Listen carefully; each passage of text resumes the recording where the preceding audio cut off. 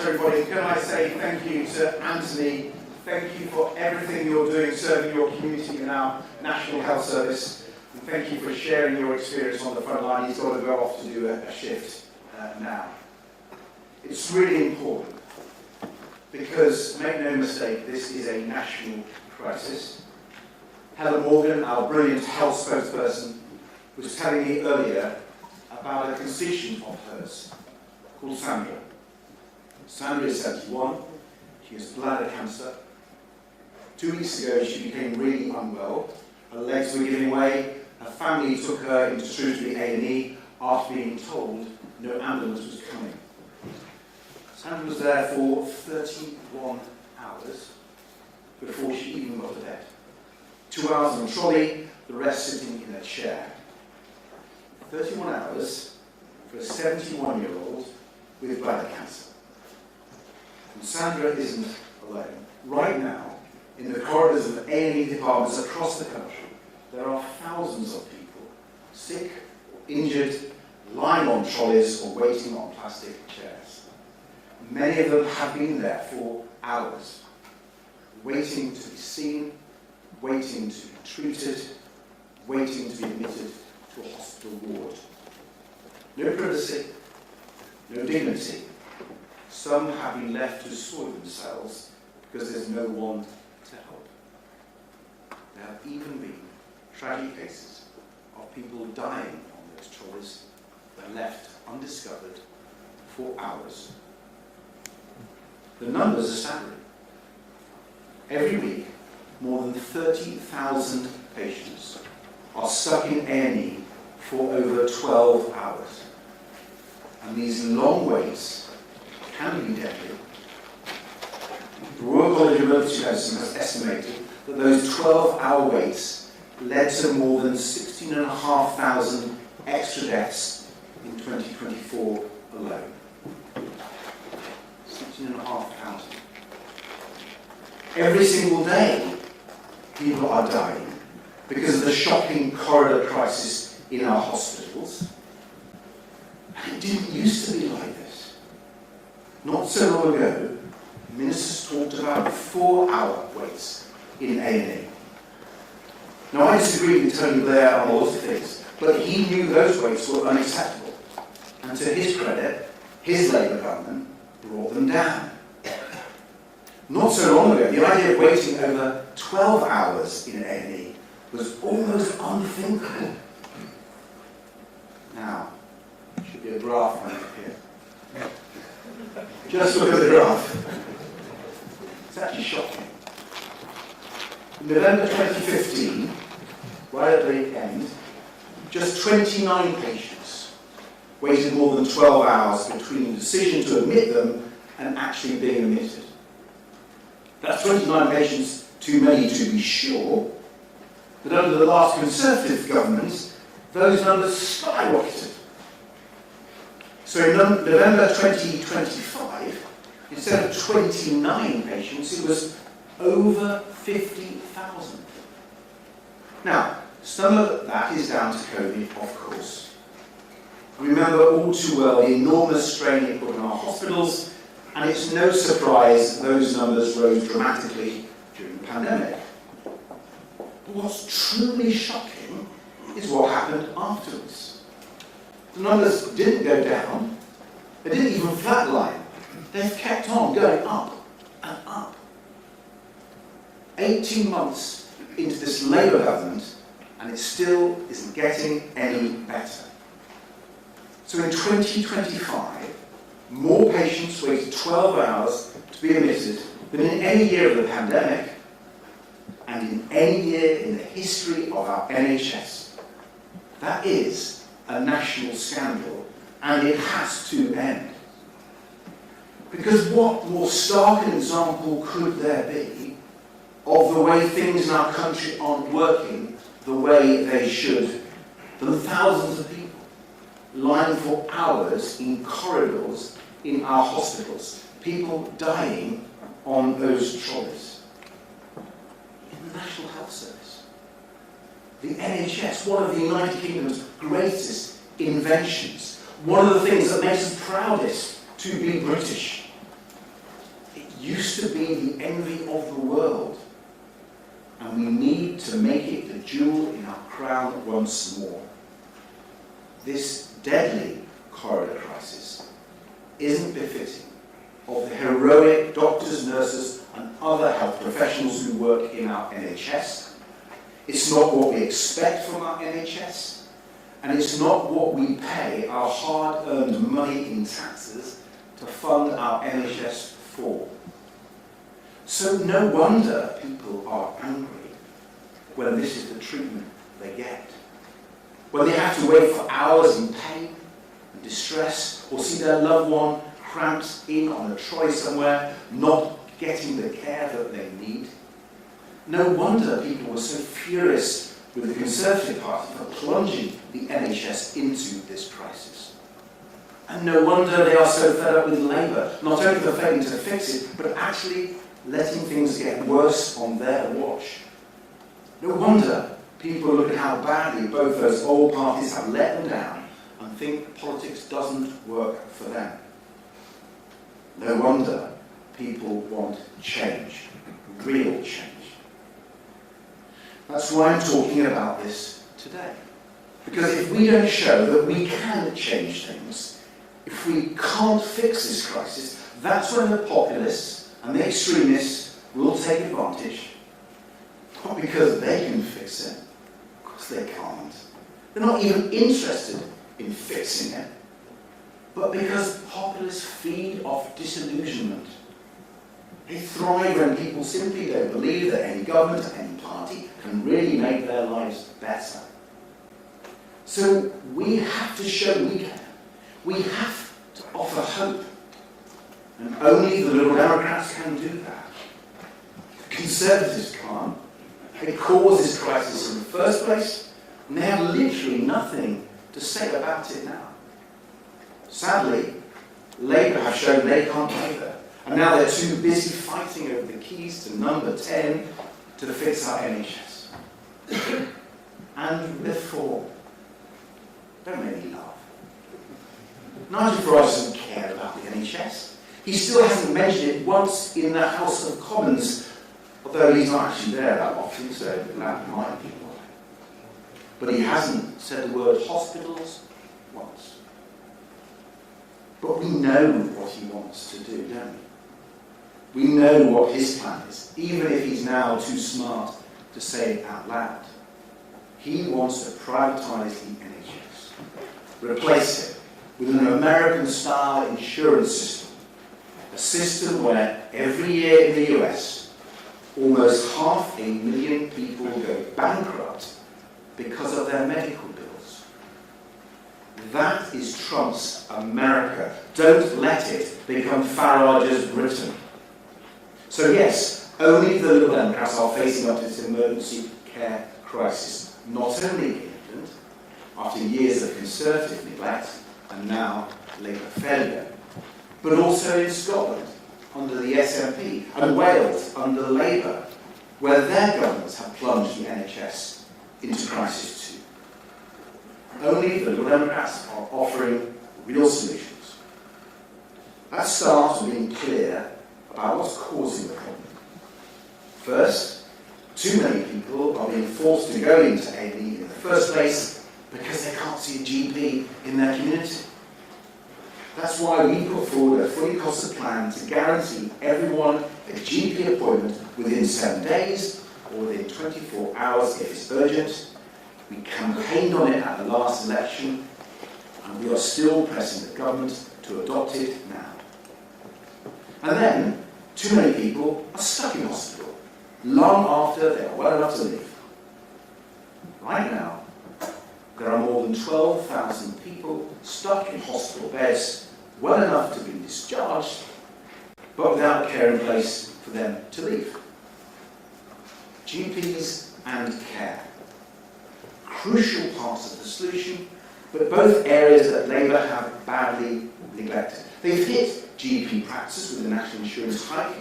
We now have the absurd situation where GP registrars can't find a job when they finish their training.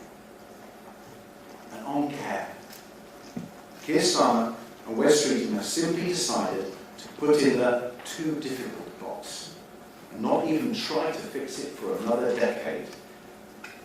So today, I'm announcing a new plan to invest in our hospitals, in social care, and in supporting family carers, to help get people out of hospital more quickly and help keep them out of hospital safely, through a combination of reserving places in care homes, funding more care packages for people after they leave hospital, and supporting family carers properly so they can look after their loved ones at home. Like helping carers to make sure their loved ones are taking the right dose of their medicines after they leave hospital. Something that has been proven to help stop people going back into hospital and save the NHS money. A real obvious thing to do if ministers actually thought about carers and valued them properly. Altogether, our package would make 6,000 extra hospital beds available to finally end the corridor crisis in A&E this year. And before you ask, it is fully costed and fully funded. How? By scrapping the government's plan to hand an extra £3 billion a year to pharmaceutical giants to appease Donald Trump. That is a terrible deal for Britain, a terrible deal for taxpayers, and a terrible deal for our NHS. The government should finally stand up to Trump, reject his demands, and invest that money in hospitals and in care. To pull our NHS out of this crisis and make it the incredible, world-beating health service we all know it can be.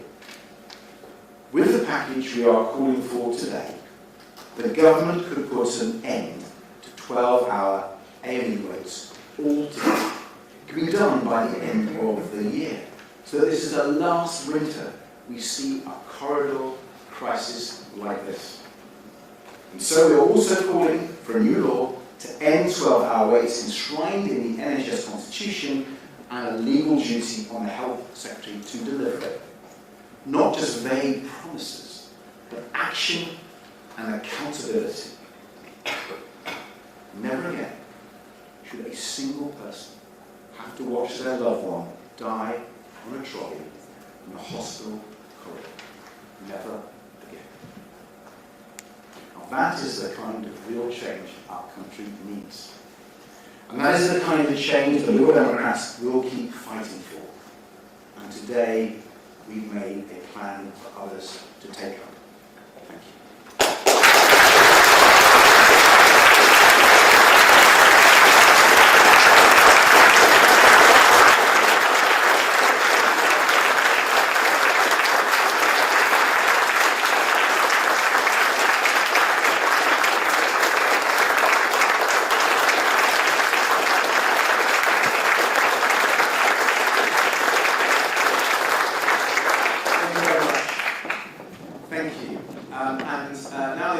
I'm going to take questions from a range of journalists, and I do see Chris Mason there from the BBC. Chris, you go first. Thanks very much. Chris Mason, BBC News. In a noisy and competitive political landscape, does saying vote Lib Dem and you may only have to wait 11 and a half hours in A&E really cut it? We're saying far more than that, Chris. This is the first year, and then we'll go much further. We need to get back to 4-hour waits and less. But faced with the crisis we have now, which no one's talking about, we're the only party talking about it. We want to raise it and show it can be tackled within a year. And our policies on GPs, on care, on more hospital beds, will not just get it down within a year, but then we build on that and get far more.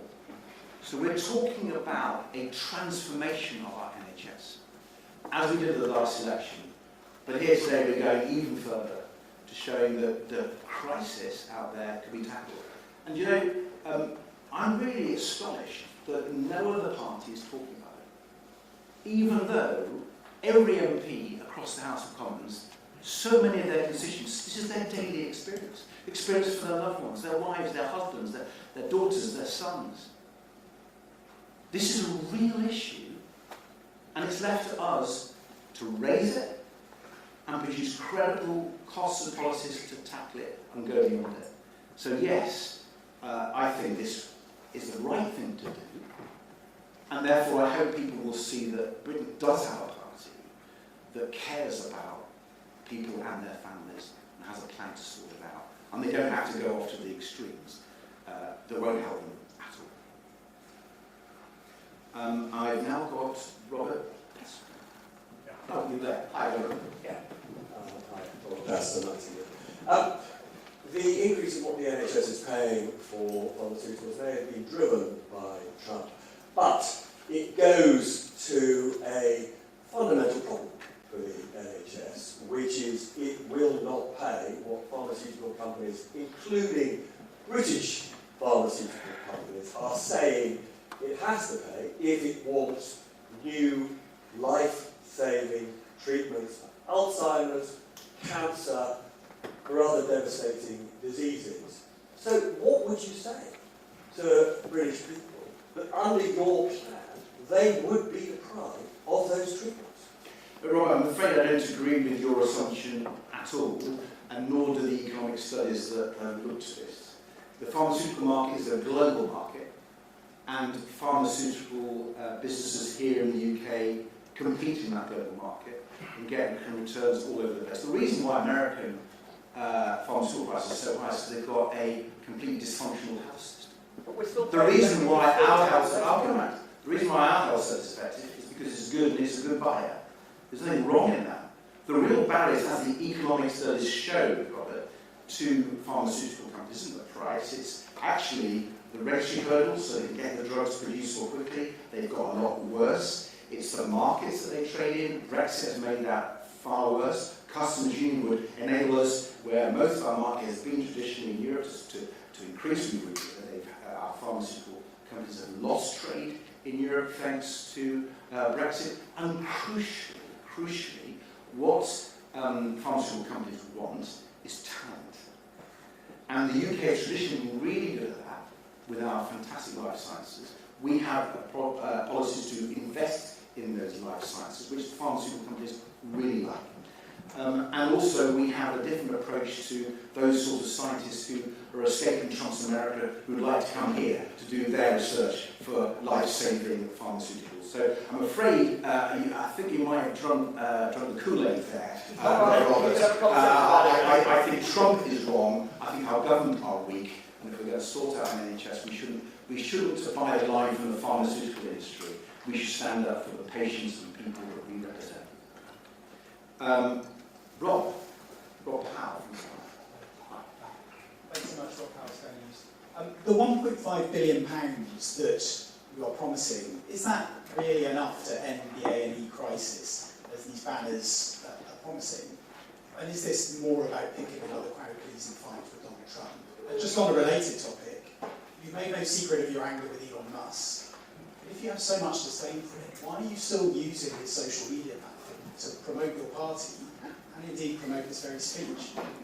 Well, first of all, let me deal with the 1.5 billion point. First of all, let's remember that the Trump deal, the Starmer caving on pharmaceuticals is going to cost the taxpayer £3 billion to £6 billion. So our package is just going to cost 1.5 billion.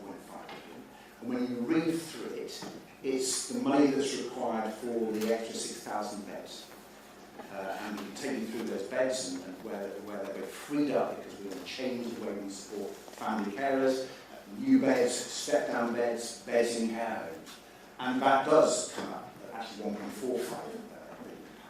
So our package is fully funded, and frankly our estimates are quite conservative, so I'm more than confident that we can pay for those extra 6,000 beds to end this crisis. And as Chris was alluding to earlier, we go a lot further, but this year it can be done if there was the political will and the political leadership, which is sadly lacking.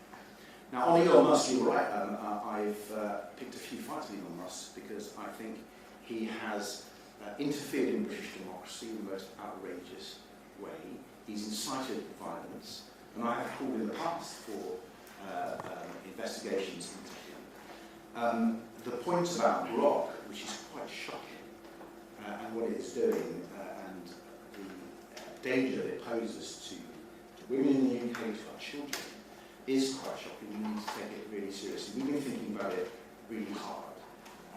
There's a real balance strike here. I think X does need a strong Liberal voice, and I'm the leader of the Liberal Democrats to give that voice. But of course we are thinking about it. Put the microphone up. Of course we are thinking about it.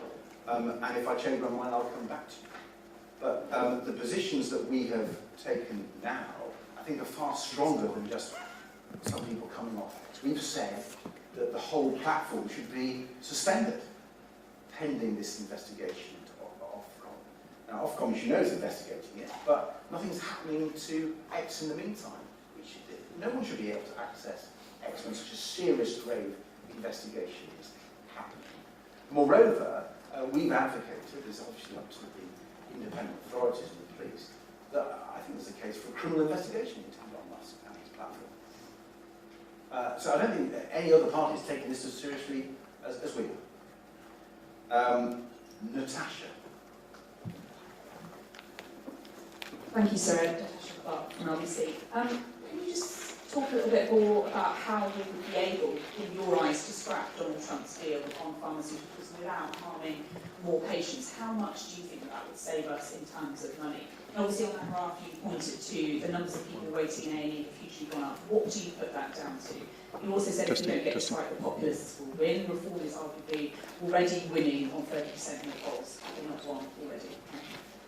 On the latter point, no, they're already down to 24 today in the latest poll, and I'm determined that we show that we're the party to beat them at the May elections and beyond.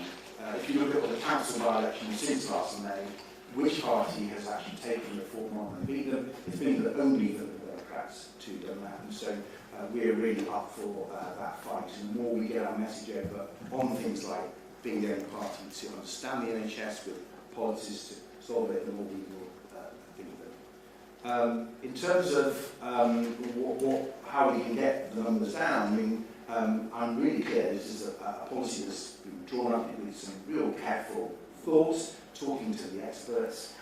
It's really clear that almost every health expert you talk to says you've got to sort social care and care out. You will never sort out the crisis in our NHS. Because if you get that right, first of all, people can be discharged more quickly, and then they don't go back into the hospital. So it's a massive part. Everyone's agreed it. Since 1997, there have been 25 reviews, commissions, committee inquiries that have come up with this is the problem, and yet the political hasn't delivered.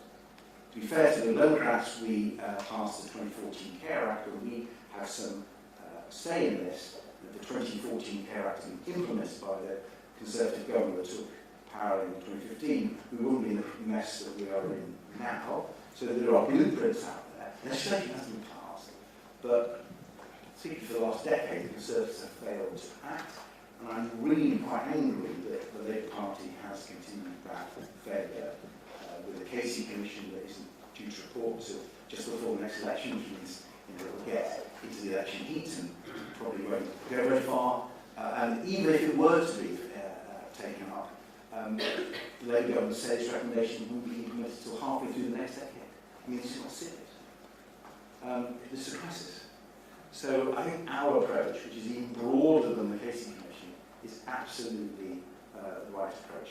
Now, you have three questions there, which is quite sneaky. What was the first one? What do you put that rise down to, and how would you save that money on the Donald Trump deal? Okay. Well, the rise is that, first of all, more people are going to A&E because they can't get appointment with a GP, which I talked about, and the need to expand the number of GPs. If we had this conversation 3 or 4 years ago, there weren't enough medical graduates coming out, and we need to train more. To be fair to the last government, they're training more, and there are more people coming out, but there's a problem with unemployed GP registrars, unemployed medical students who are ready to go into training to be GPs, but the primary care sector can't employ them because they've not made it a priority. So helping people get a GP appointment rather than go to A&E is one part of it. The other is the care part of it that I talked about. And to talk seriously about that, you have to talk about the beds. Because there are always people on trolleys or chairs in the corridors. I mean, go to your local A&E. And I would really ask everyone from the media here, please go out to your A&E, go and see what's happening. I mean, it is really quite astonishing. It's never happened before, not in my lifetime. And it's the untold crisis in the health service, in the public sector, and the failure to tackle it. So it's there to see we have some practical problems. To Trump money, let's come to the Trump money. Well, the way the deal would work is that the prices that the NHS pay for drugs, the price tariff, would be increased to give American pharmaceutical giants more money. We just don't do that. Now, obviously, there might be a reaction from the White House. Bring it on. You know, one thing I've been saying for some time now is the only way you stand up to Trump is by showing you have alternatives. A year ago, the speech I'm making now was a speech I made on the Customs Union. And I said that faced with the incoming President Trump, I made a speech a week before his inauguration, that we needed to prepare for that, and the best way to do that was to rebuild our trading relationship with our nearest partners. I have to say, I think that speech has stood the test of time. And more people are talking about it. Again, an example of Liberal Democrats leading the way on not just the economy, how to get growth and reduce the cost of living, but also how we stand up to the biggest threat we've got on Trump. And so you create these alternatives. And to bring it back to pharmaceuticals, most of our pharmaceutical exports go to Europe. It's been our biggest trade in pharmaceuticals by far. Brexit has created hurdles for the development of new drugs. It's now 4 times more costly to develop a drug, thanks to the Brexit. Well done, Conservative Party. By 95. So, you know, our approach, if you see it all together, care NHS, customs union economy, it's the answer to many of these problems, and the only way I think we can credibly stand up to the current incumbent in the White House. Paul McNamara. Hi there, Paul McNamara, Channel 4 News. Morning, Sir Ed. You've got the words A&E crisis emblazoned all over the shop, but what you're suggesting here is a proposed intervention worth less than 1% of the healthcare budget. So is this really about transforming the nation's healthcare service, or is this really about parking Lib Dem tanks on Labour lawns in a bid for traction ahead of the local elections? It's about showing we understand the daily experience of people out there that's not been covered enough in our media. It's about the pain and distress that people are feeling in every hospital or A&E across the country. About showing that there's a political party and group of politicians who've worked out this is happening and are prepared to talk about it and show we have a solution. You know, go to some other parties' press conferences, they don't talk about this. They show division and hatred and blame lots of people. Never have a plan. They're good at saying there's lots of problems. Never have a plan to solve it, do they? We have a plan. We worked out what the problems is up and down our country, and we're solving it. That's our job. I'm really proud of our party, Helen Morgan and our health and care team, who've developed this plan. As for the size of it, first of all, I think it shows that this is affordable. It's a better way of spending the money rather than giving it all to American pharmaceutical companies. I think we could, surely we'll agree on that. But also, to be fair to our plan, the plan we're issuing today is focusing on the extra beds and how we will free those up with our social care package, our support for family carers and so on. It's all in the handouts. But I do remember the GP point, which is already in our plans. It's not part of the 1.5 billion that's in our cost plan that we had at the general election. That is also really, really important. So it's actually bigger than you described. I'm really proud of it. I think unless you sort out primary care with GPs and community pharmacists and sort out care, you will never transform the NHS. And this is a battle to save our NHS. And I wish Labour was up for it. It's not an issue about parking our tanks on their lawn. You know, it was the Liberals who founded the NHS. You've heard of Beveridge? Right, this is our territory. And so no one out, no other party owns it. It's owned by the British people. And we're determined to fight for them and their NHS. Catherine, GB News. Thank you, Catherine Forster, GB News. You talk about scrapping this pharmaceutical deal with the US. You say, bring it on, the response from the White House. But easy for you to say these things because you're not actually in government. Do you not accept that the government does have to be careful in how it handles Donald Trump, given the situation in Ukraine, given how Donald Trump tends to treat people who cross him, and also on social care? You talked about 12,000 people in hospital who should be at home. Do you have any faith in this Labour government to actually address the crisis in social care that they promised they would, but now ordered a review? Thank you. Trump and social care are my two favourite issues.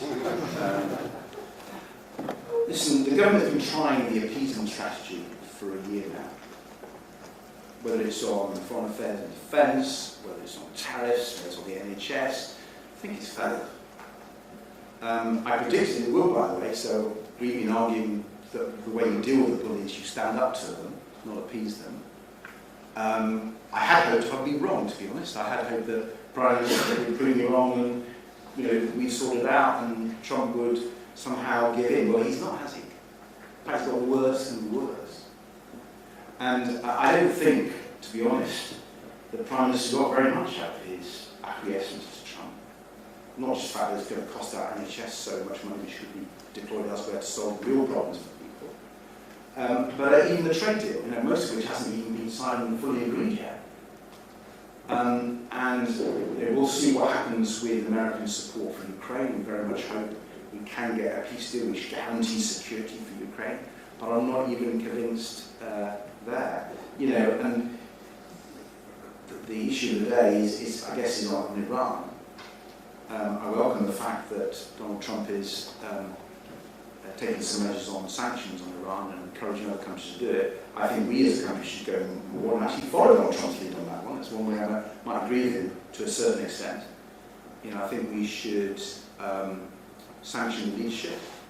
I think we should freeze Iranian assets in London. I think we should, as Lib Dem has argued for a long time, prescribe the IRG. Take these measures to really hit home at the awful regime in Tehran. I have to say, I take Donald Trump's concerns about the brutal murder of protesters in Iran more seriously when his regime was often murdering protesters in Minnesota. Trump has not got a good record. The police in America have not got a good record. But if he's getting it right in terms of sanctions, we'll follow. What I think we shouldn't do is what he did in Venezuela, which is unilateral action. I think unilateral military action would be totally unacceptable.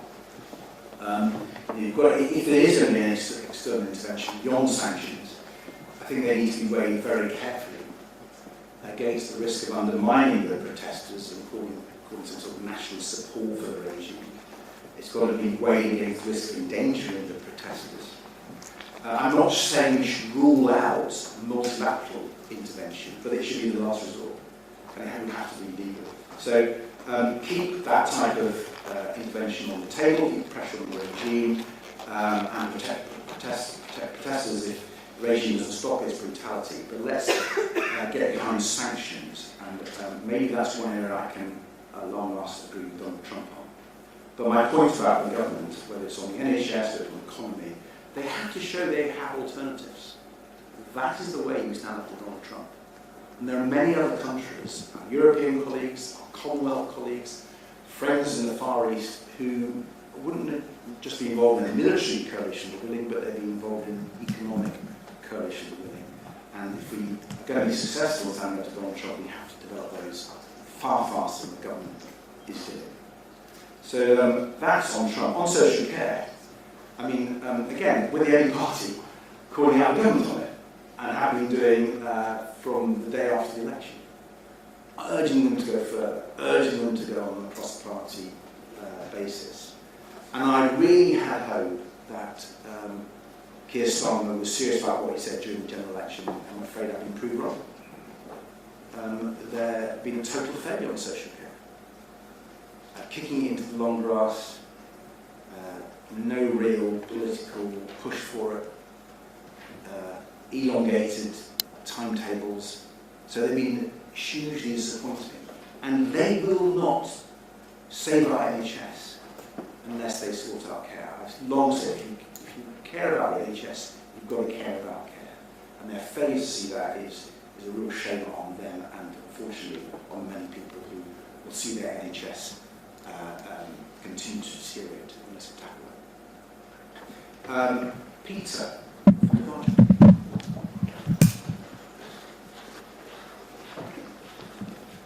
Hi, Ed. When you, after the last general election, you said that you were hoping to work in a constructive way to oppose them where needed, but work in the way possible. With your comments about social care, has that basically looked like it's not possible? You're going to have to take a more openly oppositional stance to it. And on that, this year is going to be an incredibly important year for you, the local elections. Some of your MPs privately say that they think the party's doing a good job, but not enough people know what you are in a positive sense. That they say you get a lot of votes from people and they don't towards. Do you think before May you have to do enough in a perhaps slightly bolder way to define what the party is and what it does away from your safe grounds of health, sewage, bashing Trump? And if so, are you the person to do it?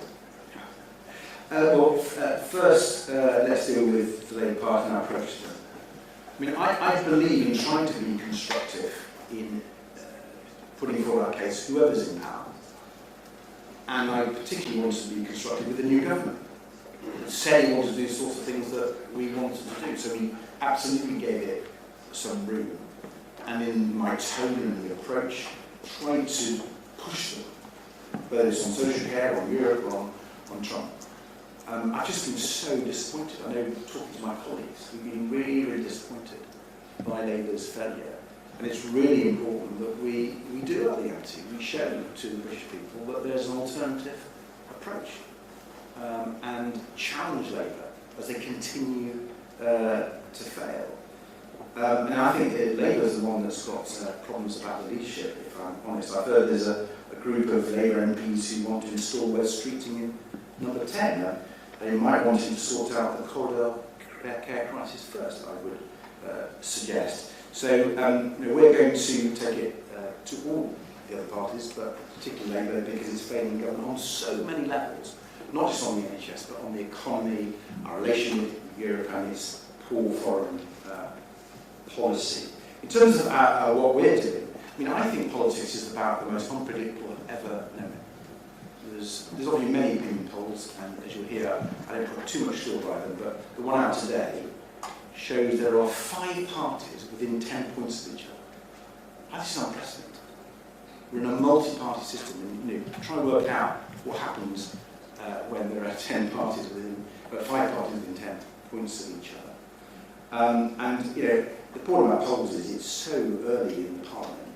And if you looked at the polls at this stage in the last Parliament, which is actually before the Cheshire Mansion, you wouldn't have had any idea what would happen in the next general election. So I'm more interested in actual elections. And last May, for the first time ever, we beat Labour and the Conservatives in our local election results. And since May, which party has won the most council by-elections? It's the Lib Democrats, winning more than Conservative and Labour put together. So, actual elections, we're doing well. And so we come up to the local elections in May with huge confidence. And whether it's in Scotland or Wales, in London or across England, we've got some great campaigners who are going out there, talking to people. And our style of politics, our community style, where we listen to people, work out what their problems are, like in the A&E, like GP appointments. People respond positive to that.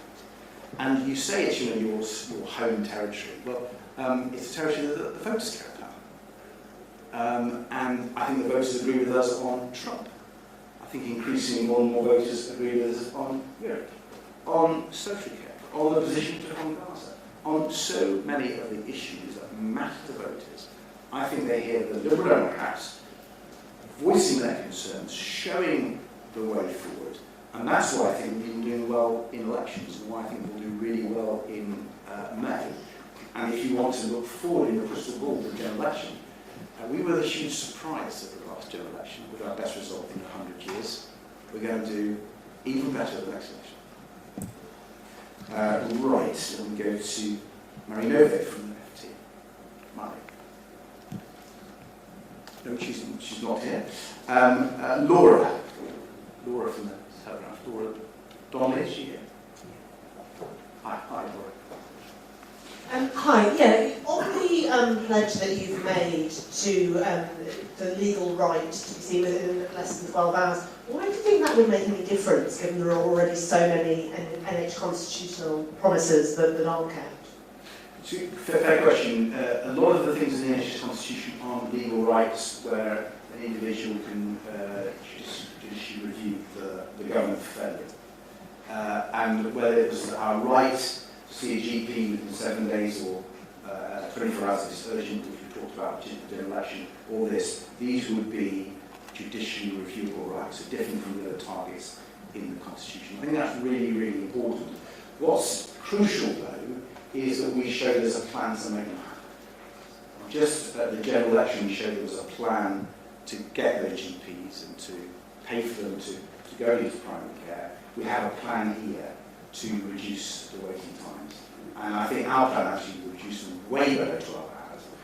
And so I've been very confident in the Liberal Democrats having this new legal right for people, and no one having it. Sophie from the American. Hi, thank you. So in your speech you spoke about Labour, the Tories and Reform not being able to fix the A&E crisis, but you have not mentioned the Green Party at all. I wondered, is that because you think the Greens can fix it, or because you don't think they're a political threat? Yeah. Well, I've no idea what their party is. Listen, they have a right to stand for what they believe in, but I haven't seen a single poll that suggests that I have anywhere near the seats that we'll get at the next election. And I think every poll about us has been way too pessimistic on what I believe we can achieve and will achieve. So it'd be interesting to know what the Green position is. I'm afraid I don't know. Hugo. Thank you. Hugo Joy from the iPaper. You said in the run-up to the last election that the problems with the NHS were basically because of Conservative incompetence. You're saying now that the continued problems with the NHS are basically because of Labour incompetence. What is your actual sort of underlying view of what's wrong with the NHS beyond just politicians in other parties not being very good? And what is the Liberal Democrat vision, away from the individual policy packages like the one today, that would actually make a serious long-term difference for the NHS? Thank you, Hugo, for that question. I mean, let's be clear. The Conservatives caused this crisis. I mean, Graf was so clear on that, and I think anyone who spoke to people in the last general election might realise that the vast majority of people do blame the Conservatives for causing it. But we had expected, people voted for the change to deliver an NHS that didn't have these problems. And what we're pointing out today, 18 months into them, they have failed. In fact, if anything, things have got worse on their watch. That is just describing the situation. But you make a fair point, so what is your vision for the NHS? Well, I think we've set out really clearly at the general election, we've set it out today, it's very consistent with that. We want to sort out primary care so people don't have to go to hospital. We want to sort out social care and helping family carers so people can get out of hospital more quickly and don't return to hospital. That is the package. I think the vast majority of experts realise it's the right thing. And I think it's transformative vision for the NHS and care. And I've argued for a long time that the way to have a vision for improving NHS is to focus on care. I've talked about my own personal story. I've written a book, Why I Care and Why Care Matters. I'm sure you've read it, Hugo. And it sets out a very detailed programme for how not sorting out care has caused many of the problems of our NHS. If we sort out care, it would be transformed. And by the way, you don't have to take my word for it, you can talk to experts, you can go to other countries where they've done the sorts of things I'm talking about, and they have a much better health system as a result. So what we will be talking about at the next general election will be a change agenda, real hope for people that things can get better. It's really important as a party that does that. Noah from the Politica. Thank you very much. You've highlighted the devastating situation inside the NHS.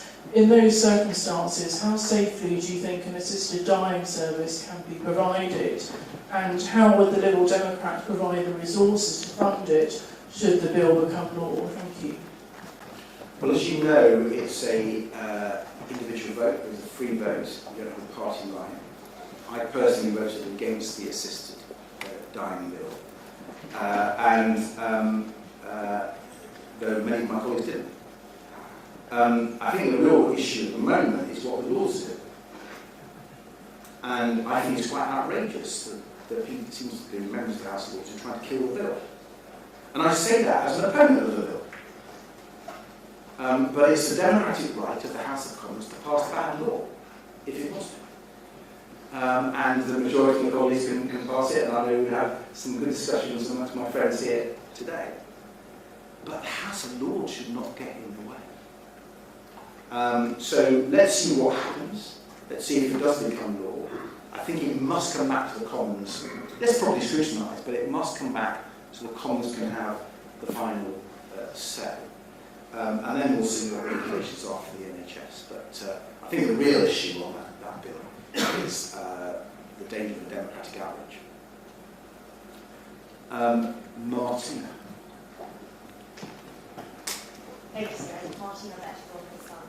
The BMA is rebalancing its members for 6 months of further strike action. If you were in government, how would you solve this? Would you give them the pay rise they're calling for? And in relation to the bill being introduced today, which would give young British doctors priority for training over international applicants, do you back it? Well, first of all, and always off there, first of all, I am really worried about this potential strike. This is the last thing the NHS needs. And I would join calls cross-party to urge doctors voting in that ballot to vote not to strike. I know they care about their patients.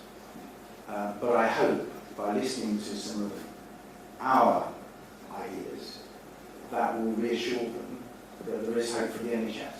Because when you talk to them, actually, for some of them, it isn't about pay, it's about the whole of the NHS.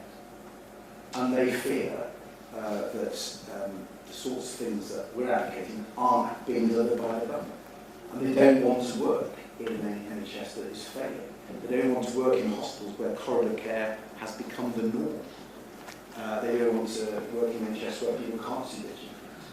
So I think the package we're offering, actually, it may not be going into their pay package, but I think it goes to many of their concerns. It certainly goes to the concerns of our constituents who we are elected to represent. So I really hope that strike doesn't succeed, and I hope that the government picks up our ideas, because our ideas not only best for the NHS, but I think they would change the view. On medical graduates and who should work in the NHS, the key thing is enabling people trained in our country where we spend tens of thousands of pounds to get jobs in our country. And it is a scandal that there are GP registrars who've done their training who can't get jobs. They want to be GPs in our country, and they can't be. So that's the issue. You can look at other issues, but the real issue that I hope colleagues will really focus the minds of voters on is where is money to employ these people? The Conservative government starved primary care sector from it. Labour is doing that. And so we have lots of these doctors who want to be GPs, who want to work in the NHS, and they're not being allowed to. That is a scandal, and that is something that we alone are addressing. Now I have Fiona. Fiona McDonald.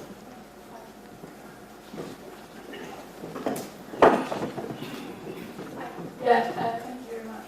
Fiona, healthcare leader. I'm interested in what you were just talking about in terms of primary care. So you've mentioned sorting out primary care in order to reduce pressure on A&E, and about how GP registrar unemployment is a big part of that. What else do you think is needed to be done there? Because I'm sure there's more than just GP registrar unemployment, and I know you spoke about the funding package that you offered today, but could you expand a little bit more on primary care? Yeah, I mean, if you go back to our general election manifesto, we had an awful lot to say how we would get more GPs in, because although there are unemployed GPs, who, if we funded GP practice properly, could go and work. The question is, will there be enough over the next few years? We calculated, getting expert evidence, we need 6,000 extra GPs, and then going further than that. And even if you employ all the unemployed ones that are coming out, you probably fall short. So you go back to our package at the last election, where we set out in detail how we, trying to attract people who left, retired, back in, tried to make sure people didn't go to other countries and stayed in the UK, and so on. So expanding the GP workforce remains absolutely critical to reviving the primary care sector. I'm also a big fan of the work of community pharmacists. Loads of people, far more people, visit their local community pharmacists today than they do their GPs. And I don't think we support our community pharmacists anywhere near enough. They're hugely great value for money. And they take a lot of pressure off GPs and hospitals. So our approach on primary care isn't just GPs, although obviously that's pretty fundamental. It goes wider. James from Spectator. James Hill, The Spectator. There's an A&E crisis that's going on in Wales as well. There your party is polling 6%. Why do you think you're doing so badly there? I think the last election we won a seat again in Parliament. I was really pleased to see David Chadwick elected. I think there's a really good chance to improve our representation in the Welsh Senate come May. So I'm not going to go beyond that, but I think we are actually improving in Wales in our standing. Welsh politics, as you know, is multi-party, even more middle, of course, with Plaid. We will do our best, not least, to put forward our message on health and care, because you're absolutely right, the Welsh health system has been failed by Labour, and it's been Liberal Democrats in Wales talking about the need to invest in care to sort it out, just like we're doing here. Nina Lloyd. Thanks, Sir Ed. You said earlier your long-term goal would be to return to 4 hours max for any weights. How long should people expect that to take under your plans? Could it be done over the course of a parliament? I certainly hope it could be. I think you've got to put this package in place first, see how that delivers. I'm absolutely convinced it will deliver get rid of 12-hour weights. I think it will do a lot more. So it would just be a focus of ours. I mean, if you talk to people, patients, and indeed NHS staff, what do they say they want most? They want to see their GP when they need a GP. So we've got to tackle that. They want to know that if they go to A&E, that they will be seen relatively quickly. So these are things coming from the people, from the voters, and I think it's incumbent on politicians to respond to that. And I am deeply alarmed that it's almost normalised that these waits happen. And I'm deeply alarmed that it hasn't had the coverage that it should have. So we'll start by getting rid of corridor care. We'll get waits way below 12 hours, and then we'll move on and improve that. I said in my speech, Tony Blair and New Labour were right to say we needed to get waits down to 4 hours, and by and large they managed to achieve that. They regularly hit them, I think it was the 95% target that they had. Now I think the target was reduced to under 80% and it's regularly missed. So that's the scale of how far backwards the health service has gone under the Conservatives. So now I now have Oliver, Politics UK. Thank you. The government is reportedly considering joining Australia in banning social media for under 16s. The Tories have already pledged to do the same. You've talked about issuing health warnings on social media apps previously. However, in light of the X fiasco, what is stopping you from pushing for a total ban outright? Thank you. Look, as a parent, I'm really worried about this. And I think anyone who's looked at the evidence knows that this is a debate we absolutely have to face up to. Social media is really harmful to children, particularly worried obviously about its impact on education, mental health. And I think there's no doubt that we're going to have to put some sort of ban in place to keep them safe. So no doubt about that. The question is, how to do that? We're looking at it really, really carefully. I've seen some other proposals from other parties. There's a danger that they will have some unintended consequences. So I'm really worried that the idea we've heard from the Conservatives is that GCSE pupils will end up being banned from Wikipedia. That doesn't make sense, right? So we need to look at this. The health of our children is so important. We're happy to work with other parties on it. I think ideally it's cross party. We need to study what's happening in Australia. This is absolutely the direction of travel. But let's get it right. I think banning GCSE children from going to Wikipedia is a bit bonkers. Kate from Huffington Post. Good morning, Kate from Huffington Post. So Keir Starmer's been criticised for not taking a strong enough line over Trump's threats to Greenland. What would you rather he did, bearing in mind that NATO's future could also be at risk of this dispute? What would you rather do, bearing in mind NATO's future could also be at risk of this dispute? But this is incredibly difficult. And I have actually said that the Prime Minister was right to issue a statement he did with other European leaders, saying that the future of Greenland was up to Denmark and the Greenlanders. Totally support that. And it shows, to my thesis, that President Trump is out of control. And that the appeasement approach hasn't really worked. So I hope Greenland, following that statement, is one of the areas where actually the UK, Keir Starmer, and our European allies will stand up to Trump. We've argued, and I think it's been talked about, that if there's a security issue in Greenland, if people are really worried that Russia or China could invade or take some advantage, that NATO should be there. There should be a NATO response, and I'd be very happy to see a strong NATO response. The UK, working Denmark, working with others, to have NATO forces stationed in Greenland to give a clear signal that security of Greenland from Russia, from China, is a key concern of ours. We should do more on it, and I think we should then invite President Trump and the US to join that NATO mission. Will from Bloomberg. Thank you. In your 2024 manifesto, your party opted against wealth tax as advocated by the Greens. Given that polling shows the public broadly supported this, and Labour opposed a lot of the smaller wealth taxes that your manifesto take away, is this something you'd reconsider? And if not, why not? Well, at the moment, the real concern for people is the cost of living. And if you look at the challenges that so many families are facing of all incomes, the cost of living is a massive crisis. And the question is, how do you address that?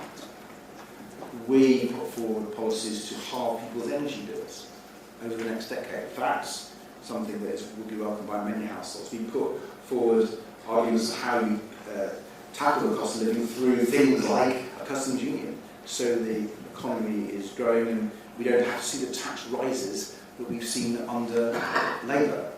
And so the real test for me is how you help people who are struggling with high food prices, rents, mortgages, and I'm not sure the wealth tax addresses that directly. We have a lot more well thought through policies that deal with that. We have to remember that the UK now, as tax burden, is higher than it's been since the Second World War. So we have to think through tax policy, which we are doing. We do need to see fair taxes. We've always been a party of fairer taxes. And at the last election, we put forward a set of taxes which would have primarily hit some corporate sectors, particularly digital sector, some of the American multinationals, some of the banks, which would have got the money that we needed for our health package, for example, and for others. I think that's the way to do it. So I think we're actually in tune with what our economy needs, as well as what I think voters need. Right now, that's the end of the list of names I've been given, but there may be other journalists, restricted journalists. No, I've been told that's it. So if you wanted to ask questions, you just missed your opportunity. Can I thank you all for coming, and look forward to engaging with you over the weeks and months to come. Thank you.